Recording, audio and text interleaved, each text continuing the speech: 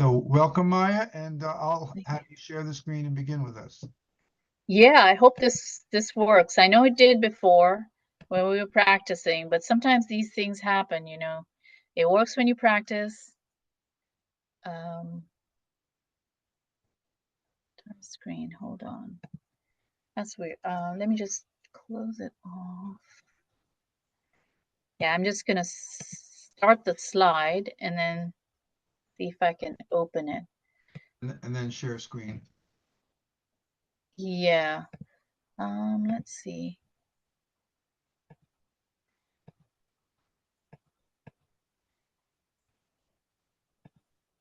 Yeah. PowerPoint slideshow, but it's not giving me. Oh, is it really? Do you Let me see just see. the green button that says share? Yeah. We, Whoops. I gave you, Something happened. I gave Hello? ability, yes, I gave you the ability to share the screen. Yeah, it sort of just stopped sharing. Goodness gracious. Um, can you unallow me to do? Sometimes this works. If you could just sort of Go back. not allow it and then allow it again. Okay, It's so, sort of frozen. I don't oh, know why. okay, I'm going to allow you there, right there. Now you Got should, it. now you should be there. It's not letting me do that. Okay, hold on. Huh. It was a minute ago, it was allowing me to share. Yeah, we did it already. We did it Yeah. once. So would it be okay for you to stop the share and then start the share again? That has worked before. Okay, I'm going to do that. I'm going to Thank stop. you. I'm going to stop the share. So now, Thank you. and then I'm going to start share screen again. Got it. And now you're. Oh. You know what? I know this happens a lot. It's not working that right now. So I'm trying to figure out if I should just leave the meeting and come back. Okay. I don't know why, but that screen share has frozen. That's funny because we did it in rehearsal. But we'll wait for you. Yeah. Just step out and come back in. Thank you. Thank you so much. I'm so sorry about this. That's It okay. it really literally that one thing has frozen, so it's not helping me. Okay, I'll, I will be right back. I'll let you back in. Yeah. Sorry about that. Yeah. I know how she feels. I couldn't share last meeting, and then as soon as we signed off, I figured it out, right? Yeah. Yeah. These things. I mean, we did it. She got on there at 10:02 and we practiced it. And she had her things. So she's going to come back. So Javi and I walked around the refuge a little bit this morning, and we saw a American bittern overhead. That was pretty cool, flying way overhead, pretty high, as they do sometimes when I get to a lake. With Tom. With Tom Myers, yeah, with Tom Myers. You got my email, my eBird thing. I shared that with you. Yeah. Okay, Maya's coming back. Yeah, hi. Just starting the video here. And now I don't see you, but I hear you. Yeah, there you go. And now I'm going to, you are able to share the screen now. Okay, great. Let me try this. Here it is. Can you see the screen? Got it. We got the California Great. quiz. Okay, great. All right, well, thank you so much. Thank you for your patience, everyone. You know, I'm going to run through these slides because I know there's 20 minutes for this part of the presentation and then maybe 20 for poems or a little less.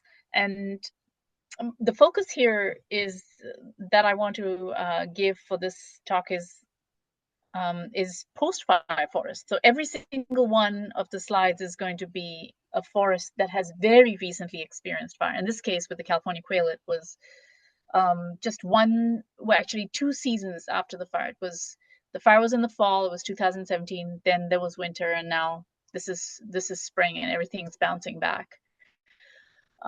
This one was 2 years after the fire. California spotted owl coming right back with a bang. I mean, they were spotted owls in every single one of the post-fire forests that had burned with, variable intensity. Some forests it's all different intensities. The one that really surprised me the most, and this is the little chick, I call him all caps because of the look of surprise. And so of course the mom is asleep and the chick's completely curious. And this was a post-fire forest in Mendocino, and it was 2 years post-fire, and this was an intensely burned patch. So I've never actually seen them coming out of a cavity within an intensely burned patch because they're really old growth species. And I've normally seen them using the burn for foraging, hunting, foraging, and even taken out filmmakers to see this incredible behavior of where they, of course, they want to go where the goods are. And the new forests have so much new growth and, of course, the small prey base that they need. But this was right in an intense burn, and you can see that with the oak leaves all crispy around them. And of course, you can see this great gray owl. That's the mom, and she was hunting. She's perched on a totally charred snag and hunting in a field bordering a fairly charred forest. And the little one, the chick, was calling from an area with a bunch of live trees. It's sort of a mix, live and dead. And this was also Stanislaus. A couple of these were Stanislaus National Forest. And that's a nest. You can see the burn, it's a cedar snag, and it was at the top of the snag, and the two chicks are framed by this charred, I guess, parts of the trunk that was burned in the 2013 fire. This is also a post-fire area, but some post-fire areas look like they weren't burned at all. The fire just touches the base of the trees and nothing else. So it just looks like before, basically. In a few years, you can't even tell there was a fire there. White-headed woodpecker, and this is in Yosemite National Park. Blackbacks are really famous. When I was going to talk a little bit about leading tours and field trips in Mono Lake for bird Chautauqua. A lot of you probably heard of that. And everyone, when we're in circle in the first thing in the morning at about 6:30, everyone is saying, yes, I want to see a blackback woodpecker, because it's just the one thing they come to see. This year we were really lucky because the blackbacks had a nest and was super accessible, not high in a snag, high on a ridge. It was just low down on a beautiful lodgepole pine snag. And it was just, they were they were also sort of, if you kept the distance, they were also not really shy. And a pygmy nuthatch with the little chick. So I think that they, in this case, did not build this nest. It looks like it started out as a cavity that was built by one of the woodpeckers, possibly white-headed, because it was a really broad snag. And these nuthatches here this is in Stanislaus again, they use a variety of different nest cavities, and usually it has that a shape that was either started out by a red-breasted sapsucker or a white-headed woodpecker. So it's so low, wide DBH snags, and of course these chicks were really successful. This one was almost starting to fledge. It was flying around, like sort of flapping inside the cavity. Another secondary cavity nester that goes with the flow in terms of, I guess it was a hairy. It's right sitting outside. The male is sitting right outside the cavity, and it looked like it might have been a hairy that did it. There was both hairies and blackbacks nesting in the immediate vicinity. So this is quite fascinating. You have this swath of secondary cavity nesters close to the folks that make the cavities. Mountain bluebird was very protective. This is a blurry one because I zoomed it in. It was dive bombing me, actually. So I was obviously very close to the nest that I did not spot. This is a western wood pewee, and honestly, would not have seen this nest at all if I hadn't just parked my car right next to it and then saw the comings and goings. And it was it was amazing. I mean, when I looked at this nest, this is all zoomed in, but when I looked at it in context, I just absolutely couldn't, without the little beaks, the chick beaks open, there's no way I could have seen that it was a nest until the parents came in. I was lucky enough to film goshawk, and this particular goshawk is about 100 feet from an intensely burned area. And it's very interesting because, to me, you know, of course, they need the 2/3 of the way or 1/3 of the way up a very densely covered, sort of a fir tree, typically with dense coverage, so that they're not quite in the sun all the time, but maybe some of the time, like early in the morning. And she was sitting on her eggs. These were very, very successful. The 3 chicks were very aggressive with each other. They're fighting here. The one on the right has something the female brought in, and the other 2 are trying to get it, but they're not succeeding. So it was just amazing. I came back to this nest like 5 or 6 times, always at 2 or 3 a.m. in a blind, because she gets all upset. And once she gets upset, the mom, she just doesn't, there's no natural behavior, so it's no use. So I come in at 2 or 3 in the morning, and I sit in the blind until daylight, and that's when I get the shots. I'm gonna make a jump, because very recently I've just left, you know, mammals are so much trickier. So I've left my cameras out in the field for 6 months at a time. And these are remote cams that, some of which, this is an early remote cam. It was not great, Fish and Wildlife Project. And this is up in Lassen, and it looks like a young fisher was very restless. It must have just gotten a drink of water, and it hopped away almost immediately after it came. So the fishes are not very common. In fact, they were reintroduced into Lassen and Plumas, so they're not common at all up in that area, even though they're not listed. The fisher, just in case this is a big hop, too much of a big hop for birders, it's related. It's one step down from a wolverine in size. They're very ferocious, but they're also extremely elusive. It would be really, one would be so lucky to find one. That's a female. And this was a very bright-eyed female that was very sharp. There was a lot of things she did that was just astounding to me, and that was all in one of my cameras. I feel like I got really lucky earlier on. I was looking for fishers in the burn. You can see on the side, on the right side of this slide, that that there's a burn tree right there. This is deep in the heart of the rimfire. And Lassen, back to Lassen. This is a baby bobcat, little kitten. I don't understand. It was very small. I don't know why it was. Yeah, the mom was nowhere in sight, so I was trying to figure it out. And he was playing. It came day and night for a while to this spot near. It was near the creek too. So, and this is a little more grown up bobcat. They like to. This one liked getting a massage on this rough bark of the oak snag that fell, and that's an oak log. Again, after the fire. Ringtail cat, also pretty rare in the post-fire forests. This is bordering a forest, and opens up to a place called Yellow Creek in Lassen, and black bear. So I was gonna sort of dwell on a few of these animals in the poetry, so that's why I was trying to see if there's any more. Yeah, I've got a mountain lion, and that's it. Let me see, did I make good time? Yeah, I think I made good time.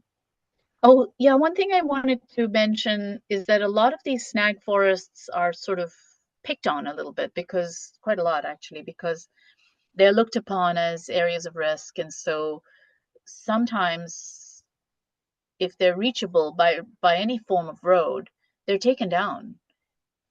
Because, okay, if it's close to a road, I can see that making a lot of sense, because they do fall eventually, even though they provide all the housing in the world for everything from all the birds that I've talked about, most of the birds that I've talked about, except the goshawk and the spotted owl, all the way to pretty much all the mammals that I've talked about. So these snags are the housing complexes of the wild, but still they're very misunderstood. So of course, close to roads, they're taken down, but sometimes people go further than the roads, and then sometimes it's all taken down. So they're sort of an endangered type of habitat. And I think that's what I wanted to share first to frame some of the poems I was going to read. So actually, this is a good point. Since I'm in between, if anyone has any questions particular to the slides, I'm happy to. No, that was only 10 minutes, so you can expand a little on those if you like. I mean, you've got plenty of Yeah. time. I did ask where the goshawk was. I'm always curious to find where do you get the goshawks, particularly the nest. Yeah, I saw her I saw 2 nests. I was very lucky with Boss. 2 nests were in Stanislaus National Forest. This one that I shared was in, it's off of Evergreen Road. If anyone's been to Evergreen Lodge, it's off of Evergreen Road. And I suspect there's still goshawks somewhere in that. It's sort of like the Ackerson Meadow complex, and all the forests bordering it, if they haven't been cut, which is something that's happening more and more, they're really beautiful and rich. And all it takes is for that magic combination of the snag forest that's full of life with all the warblers and nuthatches, juncos, lots of bluebirds, and thrushes. And of course, they're picked on by the goshawk, who's nesting in the neighboring area, which would be much more heavy duty green and maybe lightly burned, where, it was one of those sort of, it looks like that perfect prescribed fire where the fire went low. Well, the fire does that naturally. Fire sometimes goes high and sometimes just drops down with the wind calming down. So in this case, the fire had gone low, and that's where the goshawk was. And so that was, as you go north to Evergreen Lodge from on your way to Yosemite, let's say you're going on the 120, going east on the 120 towards Yosemite, you're almost at the Yosemite gate, and you'll see a sign saying Hetch Hetchy to the left. And you go north as if you're going to Evergreen Lodge, but veer off on a place called 1SO3. And by the way, that's where the great grays are. And they've nested there this year. In fact, randomly, during the Mono Lake Bird Chautauqua, I randomly gave a friend, I said, look, you're gonna go about 2 or 3 miles past the Carlin Falls Trail, and you'll see this barely conspicuous sign for 1S03, Forest Service Road 1S03, and you take a left over there, and there's a sort of a ramshackle place where the snags have fallen and people used to camp.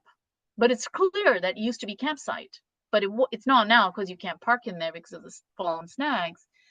And if you walk past those fallen snags, you'll find a cedar snag, and most likely the great grays are going to be there. And she found it just from that description. Good. And so I know that they had chicks this year. Sometimes it's every other year. But anyway, so the great grays are there. The goss was gone because that area next to the goshawk was logged. Yeah. So she was gone, and I never saw her. I've been checking every year because it's almost as rare as spotted owls to find a goshawk nest. I think in some ways they're rarer. They're more rare. Yeah. Goshawks. They have such a broad territory. There are very few of them. Let me just add, I think some people might want to know this. When you go in and do your research, you have to have a permit to go into these places? Not for these. Now, like if I was doing a protocol survey, maybe, but not for no, for these it was just spring and summer surveys, and you don't have to get a permit to do that. You're not disturbing the animals, I wasn't actually doing a protocol survey. I was actually hoofing it with a backpack full of cameras to try to put a camera in, and she started, she came dive bombing. And so I just hunkered down, and I saw she wasn't leaving. And so a friend of mine and we scouted around, and sure enough, she had a nest. And you use the blind? How do you use the blind? So it's a pop-up blind. I can show it to you right here. It's one of those pop-up blinds. You've seen those? You can get it in camera store. You can get it in outdoor stores. I think a friend of mine got it. He got it for me from Cabela's, I think. So he was probably going to Reno or something, and he stopped off at Cabela's and said, I wonder if she wants a blind. It's exact. I mean, I can't tell you how much that was the best present ever. I have used that blind for years. It's ramshackle and it works. You know, just put it. But the trick is, of course, as you all probably know, the trick is to go in before light. It always, you just can't. With a goshawk, with a spotted owl, goss is way more sensitive.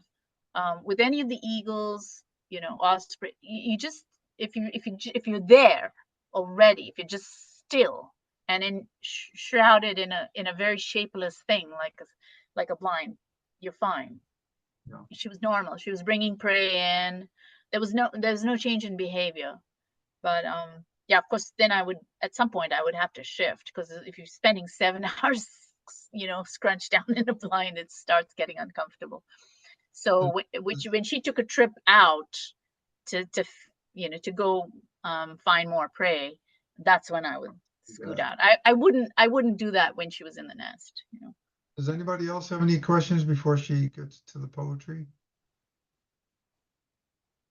Okay, maybe later. Okay, go ahead, Maya. Okay. Yeah, so I mean, I don't know, I have a question for everyone. Has anyone gone to the Mono Lake Bird Chautauqua? You have. Yeah, it's definitely worth it. I mean, it's of course such a variety pack these days. It's really grown. You have your choices. You just have way too many choices. But one of the walks that I've led for 8 years there is the Snag Walk, which is, you know, skirting around this heavy duty snags and, you know, searching for and finding a lot of nesting birds. Yeah, so I'm gonna jump over to poetry, and I have a few bird poems to share. I was trying to find bird poems that would be both new and old. And this one is for spotted owls. This is sort of a dedication to that particular nest with that had actually 3 chicks, one of which is that I shared with you in a photo. And that one I called all caps because of, you know, the expression wide eye. So this one is called To Learn Your Language. Because the particulars of your language include endless patience, the sound of emptiness, differentiated by drifts of air through tender new growth, is everything. Because silence is all, I must tread with care. My clumsy stomp and slip over gravel, the crackle of branches underfoot, are equally capable of crushing your language. Sometimes your word are storm-forced wind and water, treetops roaring like more water, the splashing of burnt leaves against bark. Sometimes the words encompass silent flight in low light. Yours is the language of a small pebble rolling down the hillside, dislodged by your dive and crash, your clenched claws. Your language must ignore the rodent's high scream in your claws. The silence that follows holds everything. As you alight, duck your feathered head to enter and wake your chicks with breakfast. And so that, you know, I just wanted to explain just a tiny bit. I normally try not to explain too much the poems, but that spotted owl, that northern spotted owl, was astounding to me because she was in high in a snag, and there was a broken branch. Well, both of them were broken branch that had given rise to a cavity during the fire, and that's where I saw her ducking in there early in the morning. That's how I found the nest. So, you know, they say about spotted owls that you need to go late at night, but early in the morning is also a really great time. And then this one is violet-green swallows. A streak of white like a star on the night of their bodies. They are otherwise too fast for color, swooping to dense dwellings to squeeze out the chill, the stiff light, with homemade bags of earthen pulp woven with stringy glue. What a sharp word, swallow, a generous pebble dropped in water. Yet their shapes are fit to taste insects, water, each other's high gurgling, all mid-glide. I haven't stitched for a long time. One shirt stays ripped, half done, so I can only be stunned by their urgent, needle-like precision. Plunging, the winds pulled after, they gather slush-packed mud, pond reed, more mud. I know one thing about diligence, about its gloss turned into speed, where wings wipe the fledgling air currents with a warmth closer to the bones than hope is.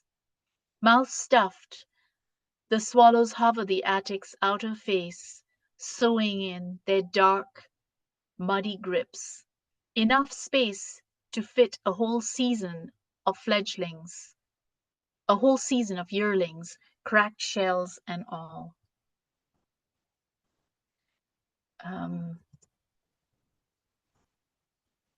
Let's see. I'm shuffling between different years. That one was a very old poem, and the Spotted Owl one was really new, new and unpublished, and the Swallows has been featured. Because we are very often rescued from the heat by fog, I'm going to take a little detour from the bird world and chat about fog a little bit. Fog Ode. River without weight, without sound. Serpent, canyon ghost, valley to valley rider, brush stroke slighter than hair across the face of pre-light. Fluids that float until caught on twig, land cloud, never diminished for all the dripping that fills underground pools with the abundance of summer. Mist breath, winged current, whitest of air, barely present, but for mild subtractions of color. Oak minus depths of green, dawn minus blush. River of minutes, giver without gravity, silence in a cloak, listening without an ear. Memory of the Mississippi, the eel, the Orinoco. More than enough, yet vanishing when sun-dried. Voiceless, sweet water sweeping past needle-tip, thorn-tip, rim of leaf, edges poised to catch a million mist drops. Gauzy sleeve caught against branch or stem, trickling down hollows to pools, too dim to reflect the nimbleness of their source. Cleanser, sun scatterer, quilt but not quilt. Recaller of streams long past, maker of forests within forests, builder of cathedral groves, taker of nothing but morning sun. No one could fathom you for what you are worth. We are rescued by fog quite regularly on the coast.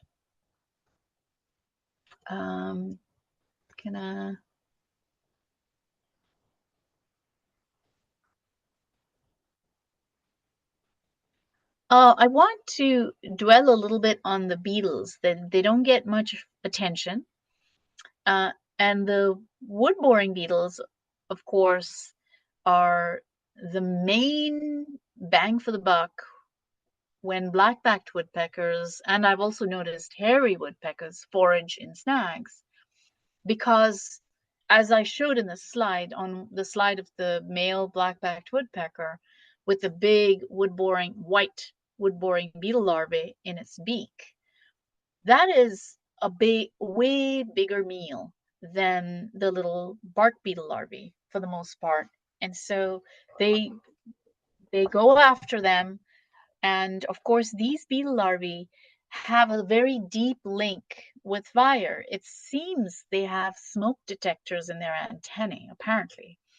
And that's what guides them into the smoke after fire. And that's where they lay their eggs, which helps the black-backed woodpecker and others later. Smoke detecting beetles.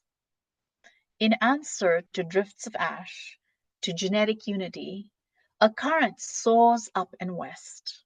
Clouds of longhorns, yellow velvets, fursoias, barely able to wait till the ashes cool, till the crackling lowers to a murmur of embers. Wings shimmer across the air thermals, 100 miles of ridgeline and vale, 100 more, the unheard music of migration. The fire-brushed lands call to them with refrains that took shape when the first trees were torched open by lightning millions of years ago. The refrains beckon, smoke drifts and haze by day, fission eyes of stellar matter arranged like a cambered map by night. And the beetles yield, charged with hybrids of black and gold.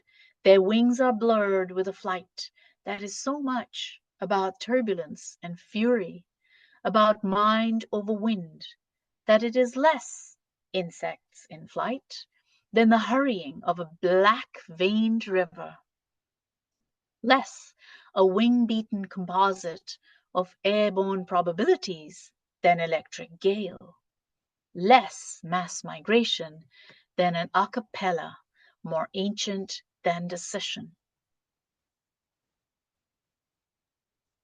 Nice.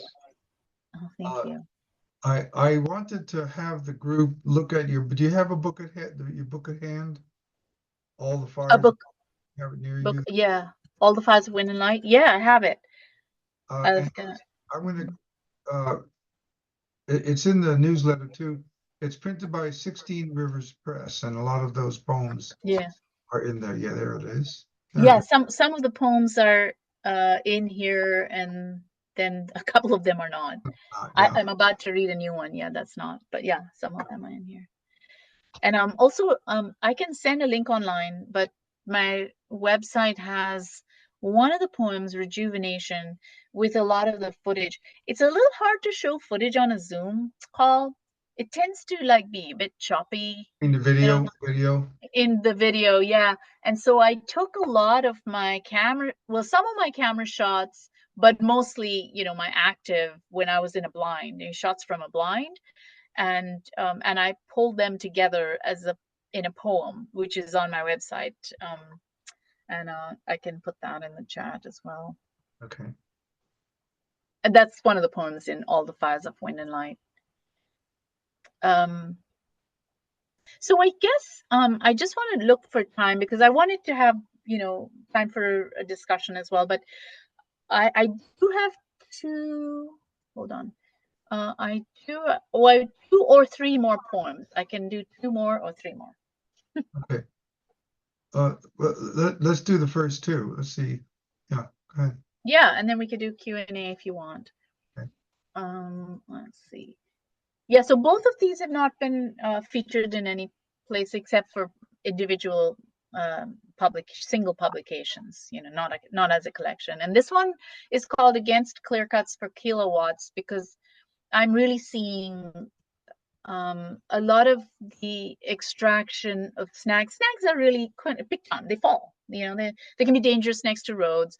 Very few people realize how wealthy they are in terms of life supporting systems. Like, they've got food and they've got housing. So they've got the combo for a lot of species, but they're not as popular as they need to be. Anyway, so this one is Against Clear Cuts for Kilowatts, which is they're burning it for electricity these days. By July 2020, the river was choked in slash piles. Into the trickle, the slow-breathing frog. Under a hoof print, the juvenile trout, paw marks darkened, big eye wide and still. Still as the bulldozer's shadow I stood, a compass bearing, a theodolite shot, a blueprint for more clear-cutting to come. Leaves of black oaks giving in the dappled light, without a notion of getting back. Under the roar of pines, the new within the old, a second life, a seventh. Some were hollowed. I could count a fire every 5 decades, and still they were tough. A fire every 3, and still they were tough. Easy as the body of a forest's breathing, greater than itself, full as rounded granite, nurturing its pools and its 4-footed tribes, the fisher, the fox, the ring-tailed cat, the lion, thriving, a Nashville warbler's song of spinney and scrub, raising assemblages, the rooted, the winged, and the furred. A circle of sticks for a bed, down and fuzz replaced by primaries, practice flapping in the dawn sun. A bit of gold here, a mammal there, fidgeting and jerking the grasses below. And in the meanderings, guided by snout, all followed the sense of the hour and the long refrain of the river that was. And remote camera, which is where I could end the reading. It's been fascinating to me to leave cameras. Some of them are not cheap, but the really great ones are not cheap, but it's so worth it to leave them because I just recently, I didn't have time to put this into the slides, but found a marten den by pointing the camera at a snag that had a distinct V, like it was the tree had branched into 2 branches when it was alive, and when it burned, there was a soft spot right there at that V. It was a little soft, and so I prepared it with, sometimes I throw some kibbles or something. Mostly squirrels just finish it off, and then then it's up to luck, I guess. And a marten came there and started digging into that notch all the way down. His whole body disappeared. And he's living there now. He was there January, February, March, April, and May. In May, he started digging. In June, he started living there. He's still living there. Or at least I hope he is. Because it was amazing. Or she, it could be she. And then grabbing really big prey and dragging it in there. So it was so amazing. And that's one of the reasons I like to leave these cameras there for a long time. So this remote camera, although there's a bear featured in it, but the remote camera is really a dedication to that effort because it's been astounding. It's been quite a learning experience. This arboreal corridor on both sides of a low-flow stream is not always a quiet world, but our footfalls and chatter seem to have silenced the hum of winged and 4-footeds already fractions of seconds ahead of us, slipping through the cover of pines, shorn branches, leafy debris. Variegated maples hide views, changing the sky so time moves, diffused and not at ease. Cobble-shaped pockets of air currents roll against fern fronds and peeling bark. Paw prints dry as we watch. Ahead, a meadow awash with light, a youthful bear bounding away before turning to watch. Fur still dripping, a clump of boggy grass hanging from the corners of his mouth. Wild light in the eyes is hesitation, assessing distance, retreating. We would have to sit for hours waiting for his return, but it seems too late. It seems the only appointment that really matters is being away, being absent for the long year of silence, inside a camera, left here, rolling.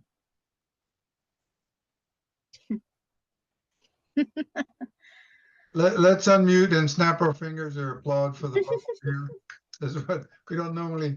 This is I think this is the 30th Zoom meeting we've had, and the first one to have so much poetry. So Oh, pretty unique, yeah. Anybody have any questions for Maya? On the work that she does, the other work that you've done? Anybody have any questions about that? I don't know if I necessarily have a question. I just have a lot of thoughts in my head about fire suppression and fire species, tree species, and the need for the need for fire to germinate. The importance of these snag stands. I know they're a controversial topic, as is fire suppression. So, and forest composition itself. So, just things that you've had me thinking about. Yeah. I mean, I just hope that because they're obviously the lives and livelihood of so many species. I found 90 species of birds nesting in snag forests. I mean, including the Nashville warbler, a lot of the birds that feature in the poems. The swallows, there's also, yeah, I mean, there's just so many rare species. I mean, and also I haven't even managed to do any of the, other than the spotted owl and the great gray owl. I haven't really managed to do many owl surveys and snags. The snags are highly supportive of, I would imagine, northern pygmy. There's this cavity nester, and there's probably others too. So anyway, yeah, it's a tough time, but I always hope that there's going to be, like, in the mountainous terrain, there's going to be enough complexity that there's just going to be these deep canyons that no one can ever reach. And so I'm just hoping that, it's not really a safety issue for anyone who's not, unless you're going to bushwhack through it in a high wind. Whenever there's high wind, of course we leave those forests. But it just, you were talking, Javier, about the, you mentioned the rejuvenation, and it is amazing. There's 2 studies that I took part in with colleagues, and they were leading. I was pretty much following.